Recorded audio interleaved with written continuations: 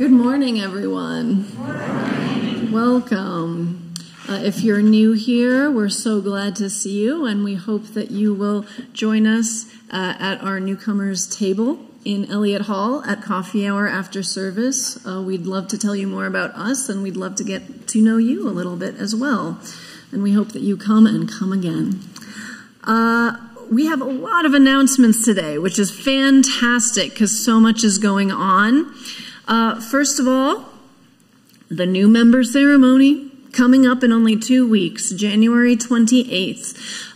If you've been curious for a while and think you're ready to take the plunge and join us here as an official member, let me know and we can add you to the list. We just want to make sure that, and there are a couple of things, you're supposed to take a class and whatever, but we'll talk about it. But it's fine. It's all good.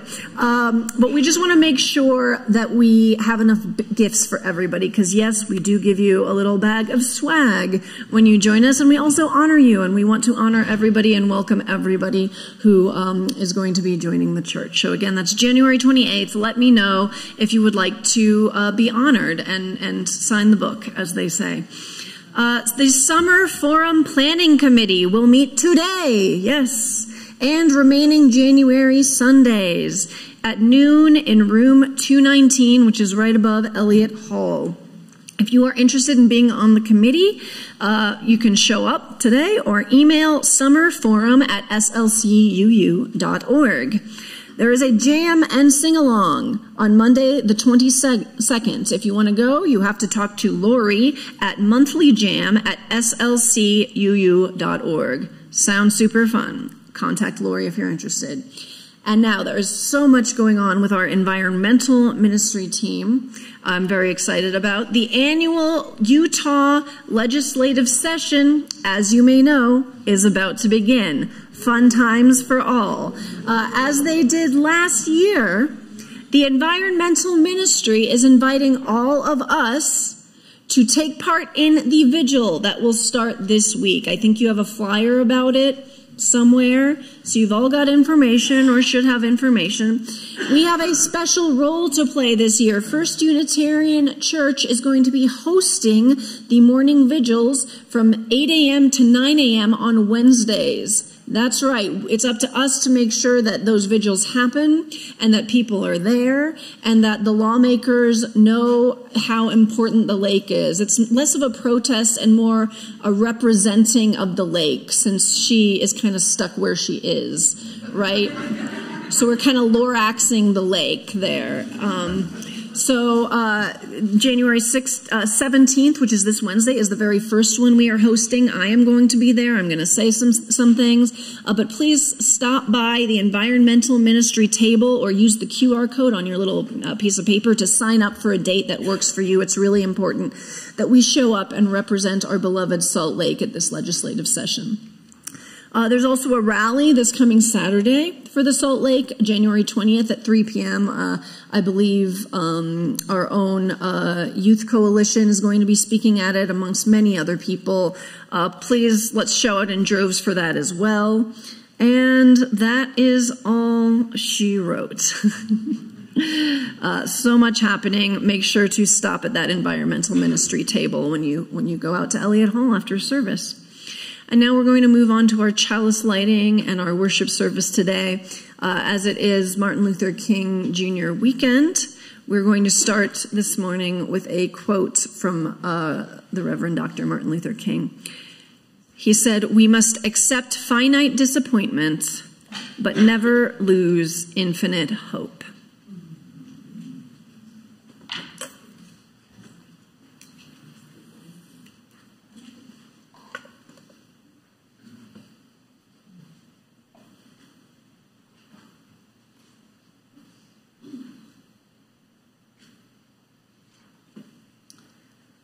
I invite you to please rise in body or spirit for our opening hymn, number 183, "The Wind of Change Forever Blown." We will be singing only the first 3 verses this morning.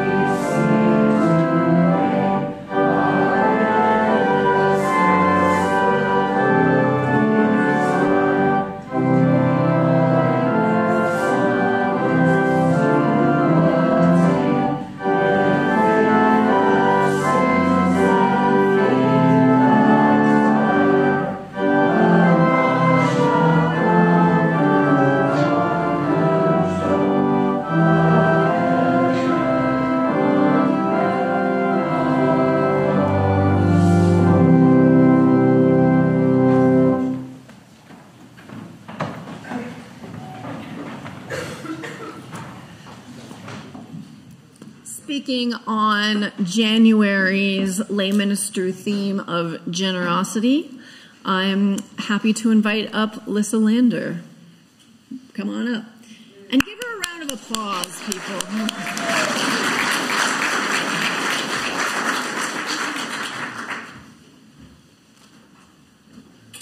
Haven't even done anything yet. It's exciting. So for some reason, the topic of terrible apartments came up a lot when I was younger. I quickly learned that I could win a free drink or at least some street cred after a few quick rounds of whose apartment was the worst. Has anyone ever played this game? No? I'm undefeated, you guys.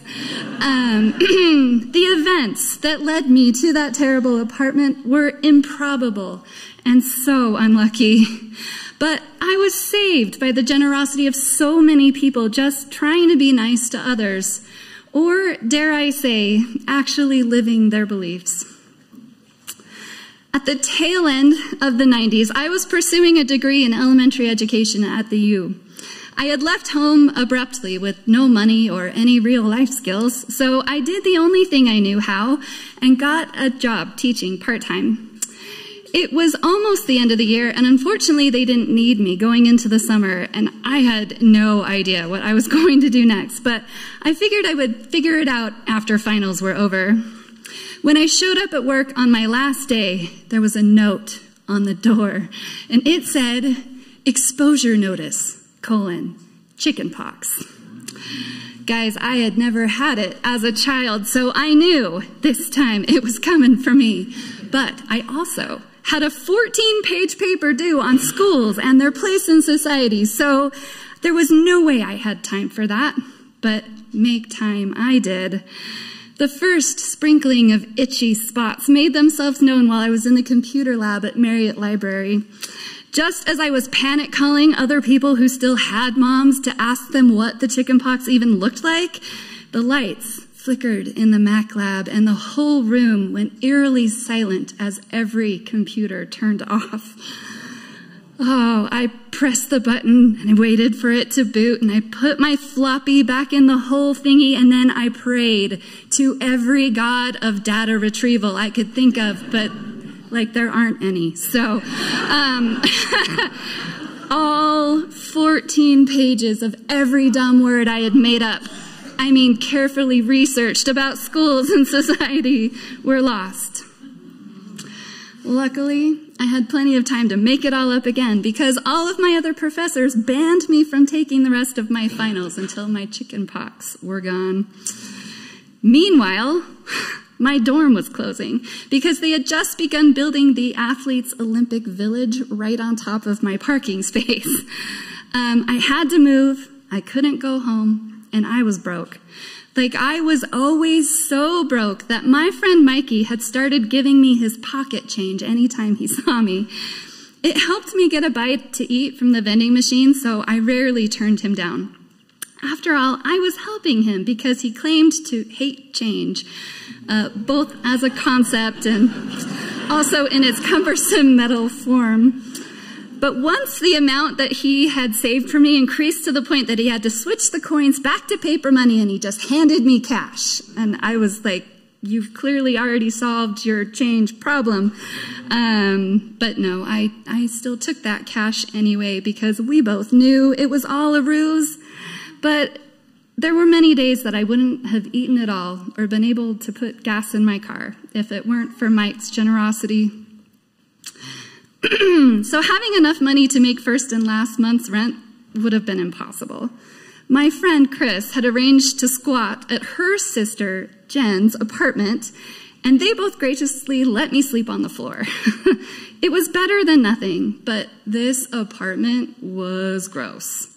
It had red shag carpet and huge amber-colored windows in the hallway and dark, gross wood, and there was just this smell. It was like a horror movie, you guys. It was awful. Whenever I had to walk down the hall, I just kept my eyes down and held my breath so it couldn't catch me, right? It was awful. But it was only temporary. We were planning to rent a house together closer to campus, So I accepted my spot on the floor and went back to my dorm to pack. I shoved my scant collections of things and stuff in my mom's old car, which she had begrudgingly let me drive. I was still itching my chicken pox, obsessing over my delayed finals, and trying to reconstruct my lost paper in my head at all times. So to say that I was a little distracted by life is an understatement. So of course, on the way back to the Bates Motel, I totaled my car in the dumbest possible accident. And even worse, my mom promptly demanded $250 for the deductible. That was every penny I had, and it was all destined for rent. Jen obviously should have required more money from me, but she just asked me what I could afford and left it at that. That was more generosity from a veritable stranger that I know I didn't deserve, but it saved my life. After about a week of sleeping on Jen's floor, I knew this life plan wasn't working. I was still sore from the accident, scarred by the pox, traumatized by my finals, and now I was barely a step above homeless. Chris and I asked low-key questions about when we might be able to move, only to find out that Jen was stuck in her lease for a few more months. I lay awake on the floor that night for hours considering my options, but there were none. So in my hopelessness, I must have fallen asleep at some point because soon I was startled awake by the sound of pounding and yelling in the hall. Knock, knock, knock. Get up, get out, fire! I know. Then further down the hall, we heard it again. Knock, knock, knock. Get up, get out, fire! It was 4 a.m. and it was dark and oddly quiet. I looked at all my stuff. It was all still sitting in boxes and wondered what I could save.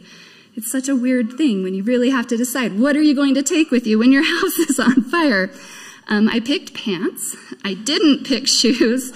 And I skipped my contacts too, which was a bad idea. But I did grab my boyfriend's childhood bear, which he had given me for comfort, and ran out the door. Jen was waiting for me in the girls' hallway, and she's like, "Where's my sister?" And I was like, I don't think she was in there, like maybe at her boyfriend. So then we had to go back in, look for her, wasn't there. And then back to the girls' hallway. We could still hear the guy going up and down the halls. He was a floor above us now, knocking, waking everybody up and telling everybody to get out. And then we were wondering, should we go help? Like, should we go knock on doors when this firefighter comes in and starts to yell at us to get outside? And we're like, "Oh yeah," and he's like, "No, really, go."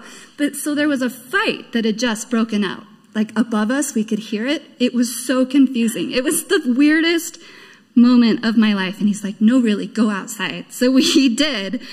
And just as I cleared the front door, the giant amber glass window from the second floor shattered and fell inches behind my feet. So once we were outside, we just watched the building burn for hours in the dark until the Red Cross set up a shelter for us. That was the worst apartment I've ever lived in. It turns out the smell was from the meth lab, which exploded. So they had to condemn the whole building. But that meant that Jen got out of her lease, so it was like a miracle. We could move. We found a house near campus. I gave Jen every penny I had to help secure our new home. She made me feel like my $200 helped it all, even though the expense of moving there was so much more. I had given up on being able to fix the car, but I had reconstructed about 13 pages of my paper and made up all my other finals. We had to wait for several days before they could let us back in to see the fate of all of our stuff. The fire had stayed upstairs and never reached Jen's apartment, so everything seemed okay. Some things were a little damp or smelled like smoke, but again, everything was miraculously fine. My friends scooped up my boxes, moved them to our new house, and as I was unpacking later that night, I found an unfamiliar sealed envelope. A card inside wished me well, but was unsigned, and in the bottom of the envelope, I found the exact amount of money I needed to pay the deductible on my mom's car in small bills and an awkward amount of change. Those 2 weeks were the second worst string of bad luck I've ever encountered, but many acts of kindness and generosity carried me through it, like Mike's many scholarships, Jen's hospitality, time and grace from my professors, and that random guy who risked his own safety to wake everyone up on the night of the fire are debts that I have tried to pay forward ever since.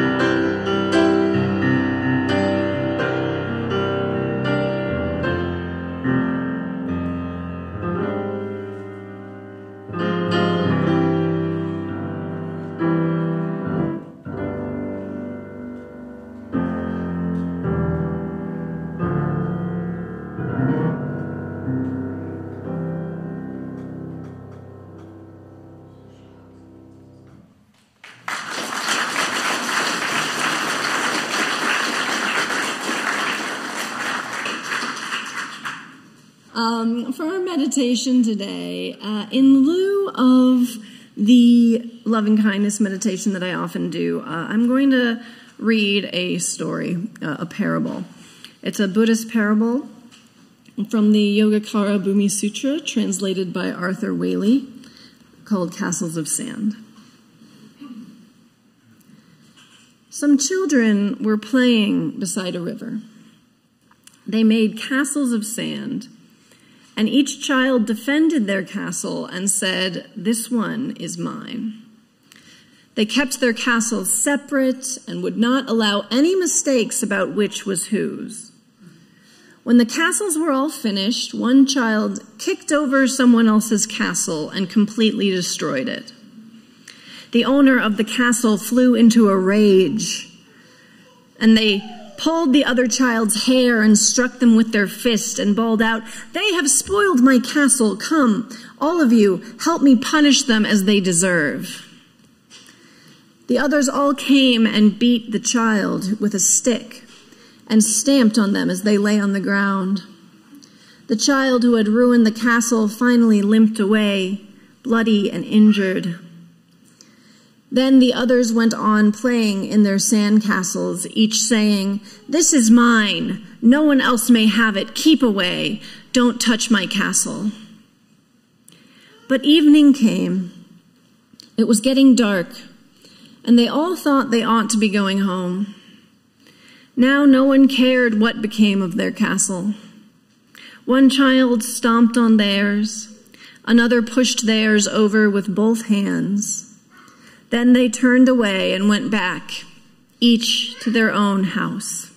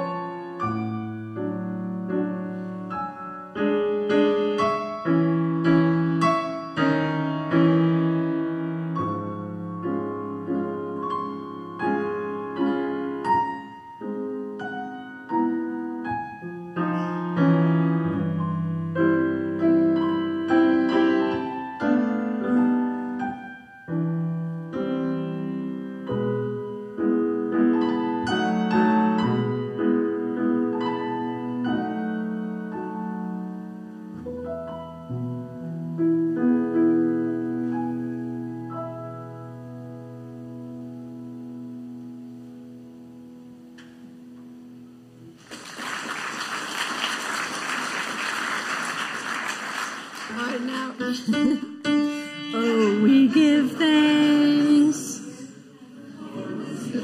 this day. All right, we're going to start this over. We're going to start this over. We're going to do it. Okay. We're going to just do it call and response. All right, we got it?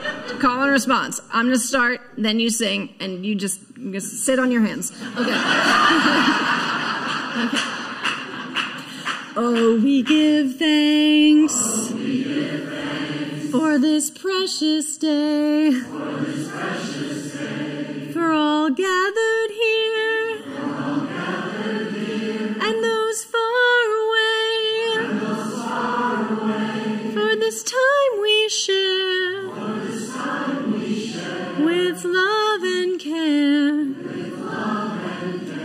Oh, we give thanks for this precious day. Beautiful. We got there. Connection, not perfection. Connection, not perfection. So the theme, the lay minister's theme for January is generosity. And of course, next week we are kicking off our pledge drive. So we're going to be talking about generosity in a lot of different ways, just about the concept of money and all those fun things. But the long and short of it is that the Unitarian Church, we do not have any sort of centralized governing body with just vast coffers of cash like some other religions that exist. You know, really, each Unitarian church is like a little nonprofit, completely self-supported and self-funded.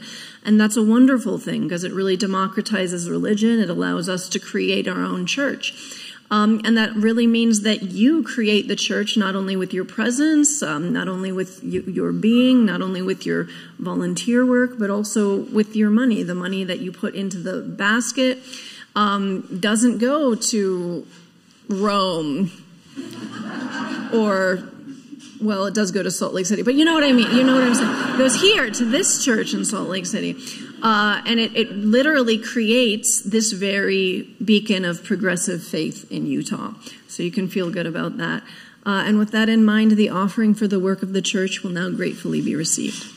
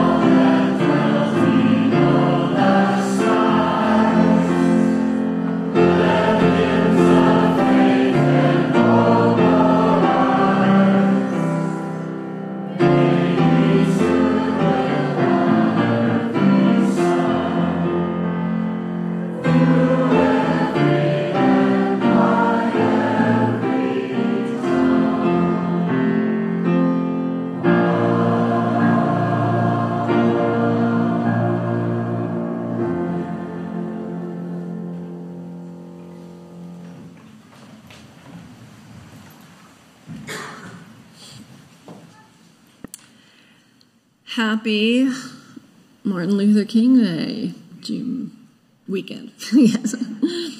And Happy New Year. This is the first time I am seeing many of you since the start of the year, so happy 2024. So I just want to start off by saying a white person standing in front of a liberal, mostly white congregation talking about Martin Luther King is a red flag for many people, and rightfully so. As many of us will have tomorrow off, I urge you to not have this, me talking that is, be your only observance of the holiday. I encourage you to seek out and find Black voices reflecting on Dr. King's legacy and what it means for today's America. Now, all that said, it is MLK Day, and this is my job.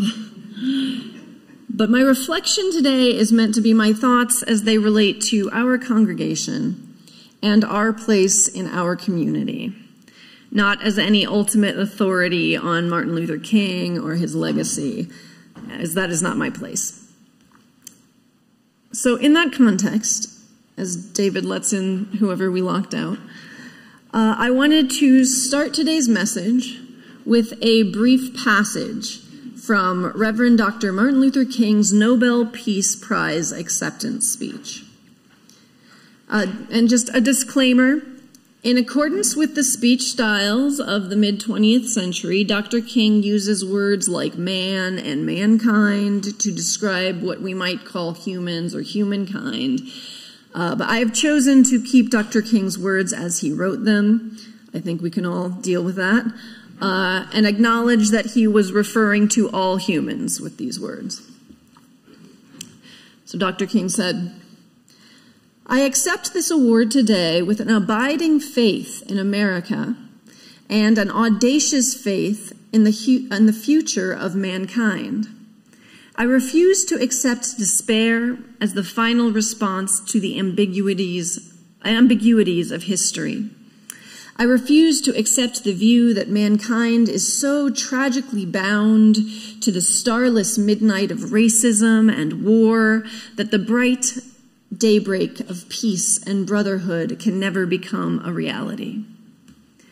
I refuse to accept the cynical notion that nation after nation must spiral down a militaristic stairway into the hell of thermonuclear destruction. I believe that unarmed truth and unconditional love will have the final word in reality. This is why right, temporarily defeated, is stronger than evil triumphant. I believe that even amid today's mortar bursts and whining bullets, there is still hope for a brighter tomorrow. I believe that wounded justice, lying prostrate on the blood-flowing streets of our nations, can be lifted from the dust of shame to reign supreme among the children of men. I have the audacity to believe that peoples everywhere can have 3 meals a day for their bodies, education and culture for their minds, and dignity, equality, and freedom for their spirits. I believe that what self-centered men have torn down, men other-centered can build up. This faith can give us courage to face the uncertainties of the future. It will give our tired feet new strength as we continue our forward stride toward the city of freedom. When our days become dreary with low hovering clouds, and our night becomes darker than 1,000 midnights, we will know that we are living in the creative turmoil of a genuine civilization struggling to be born. The words of Dr. King. When I find these quotes from 60 plus years ago that feel like they could be written today, I have 2 responses. The first is frustration, even despair, right? Like, oh my God, you mean we are still dealing with the same stuff? But because frustration and despair don't usually lead to much useful action, I've learned to privilege my other response. We are still just doing the same stuff as we've been doing, meaning the injustices we see are not unique to our time, but stretch back centuries, eons in some cases. We are not living in the worst times that have ever been. In fact, though we are still infuriatingly short of where we want to be, we have shown and are showing steady improvement in so many ways, getting closer, ever closer to what Dr. King called a genuine civilization. But the frustration, the despair, I get it. But it can't get us. It can't be it. The story of the castles of the sand that we heard in our first meditation has stuck with me for some time. So much is contained in that short, relatable tale of children and their games gone out of hand. I know many of us read in school that William Golding remixed version, the 1954 novel Lord of the Flies. But the sandcastle story's simplicity in Buddhist contexts allow for a wellspring of interpretations and meanings. In a simple sense, the castles represent all the trappings of the ego. The belief that we own certain things or places, the belief that that ownership entitles us to power or oppression or violence of different sorts. The belief that I must be heard and seen and respected above all else. The story also underlines the spuriousness and impermanence of such constructions. After all, at the end of the day, after injuring one of their friends over a game of castles, the children knock over their own castles and head home. Our lives and our world are filled with these sand castles. In fact, some parts of our society are entirely made of sand. Egoic, me-focused, violence-inducing, artificially boundaried. These castles can be truly trivial at times. I have lost sleep over internet arguments with people who were just so wrong about something. Needing to be right is a sandcastle I think we've all experienced. But sometimes these sandcastles have immediate harmful consequences to actual humans, right? For instance, the prison industrial complex, or reproductive health laws that put the health of the pregnant person at risk. Now, to be clear, I am not calling the experiences of those who have lost freedom or experienced oppression a sandcastle. No, those are the children lying on the ground being beaten by those who have taken their sandcastles to be truth.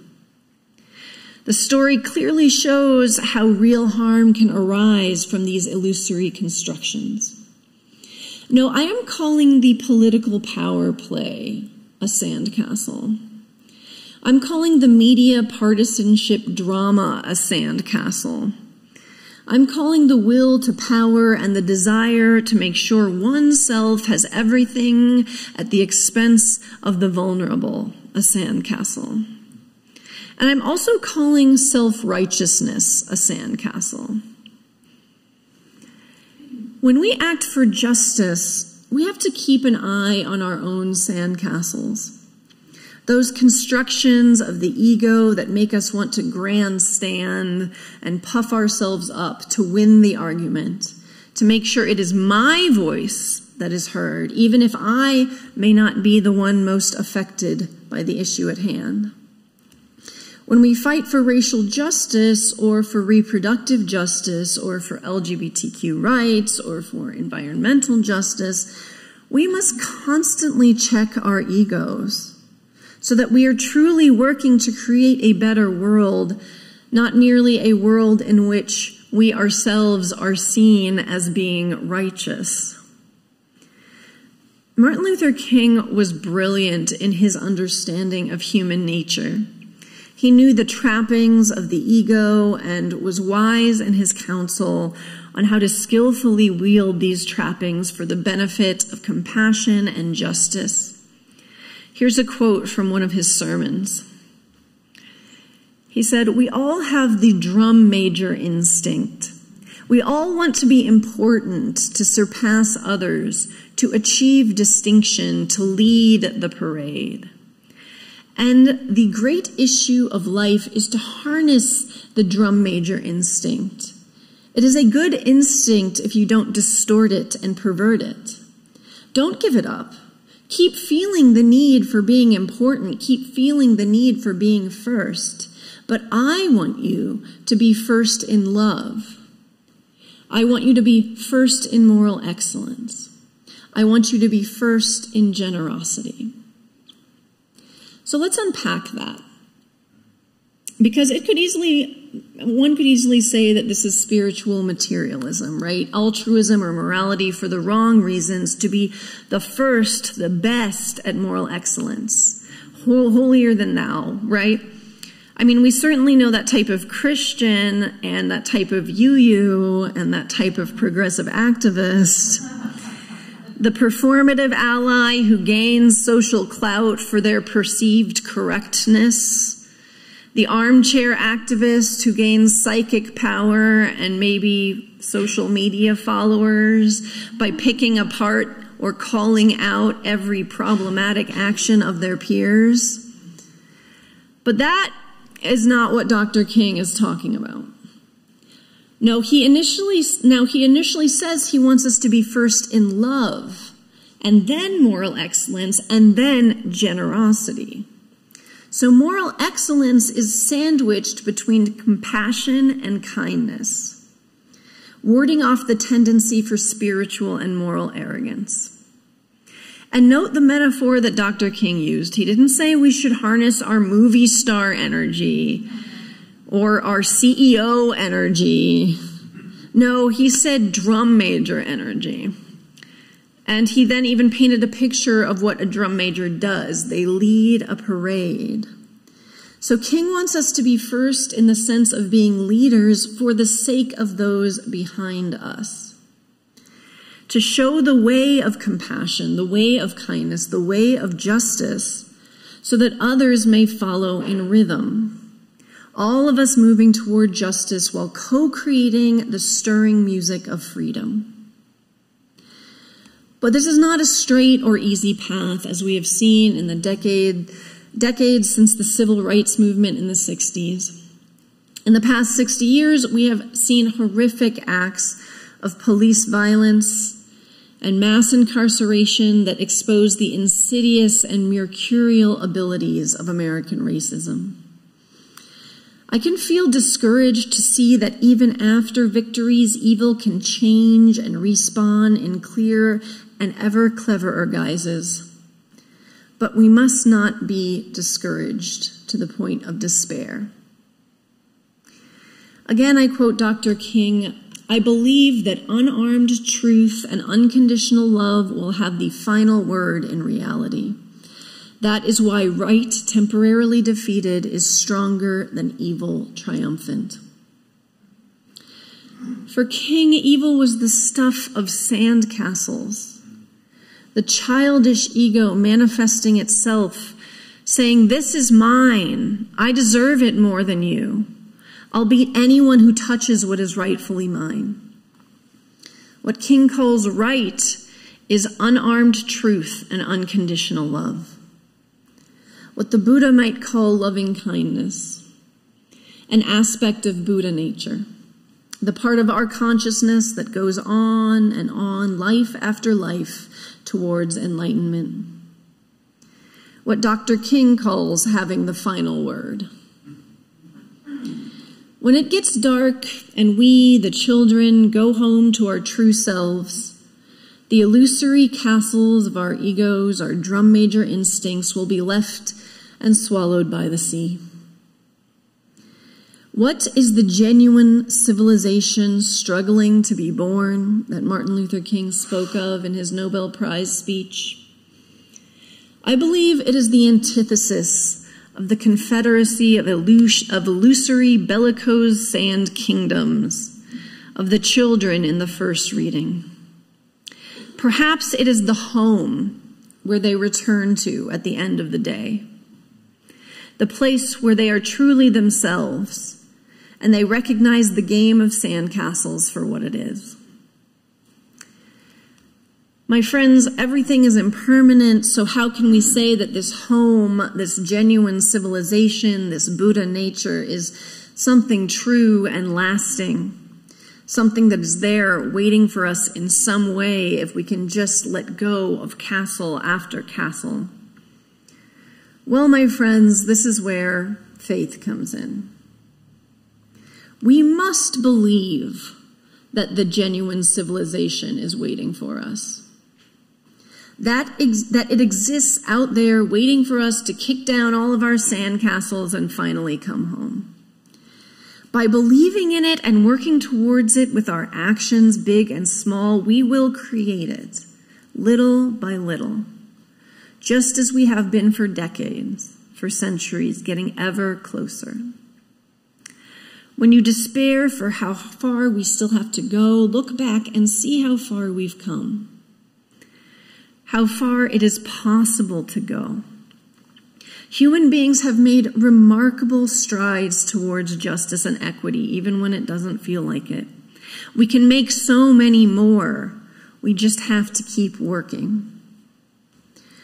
Just like Buddha nature, this genuine civilization must be cultivated. It is there within us. We just have to practice to bring it out. Just as we must practice meditation and mindfulness to realize our own potential for loving kindness, so must we work to oppose the oppressions in our societies that block the birth of this genuine civilization. One in which, as Dr. King said, one can have 3 meals a day for their bodies, education and culture for their minds, and dignity, equality, and freedom for their spirits. Once again, I return to the words of Dr. King that we opened our service with.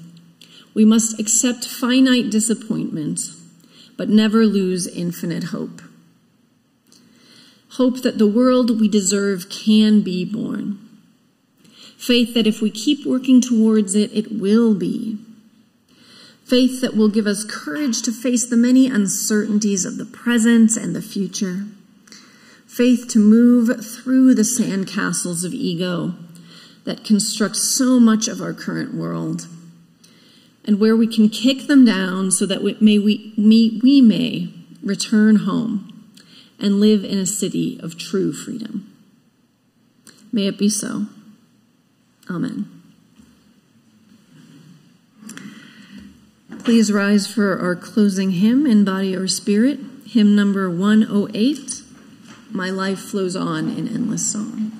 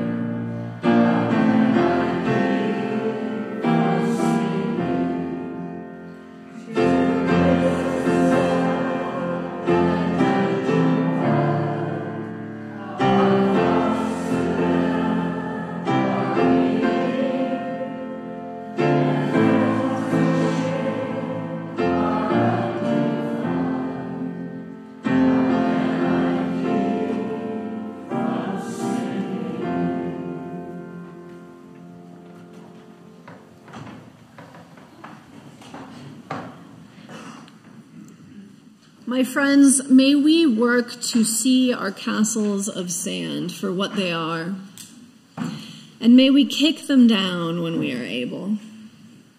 May we accept finite disappointments while never losing infinite hope. May we move forward together towards our own capacity for loving kindness, towards that genuine civilization, that city of freedom that has always been and will always be our spirit's true home. May it be so.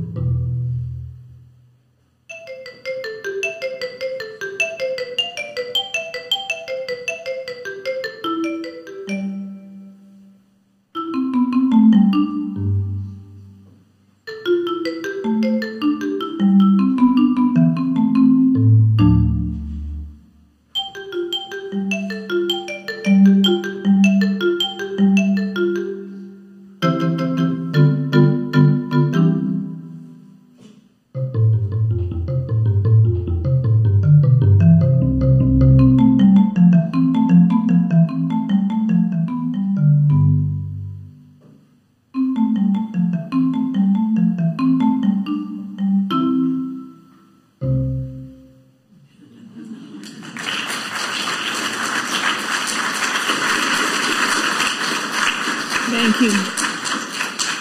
Thank you, David. Thank you, Tristan. Go and have some coffee. No, no, go have some coffee.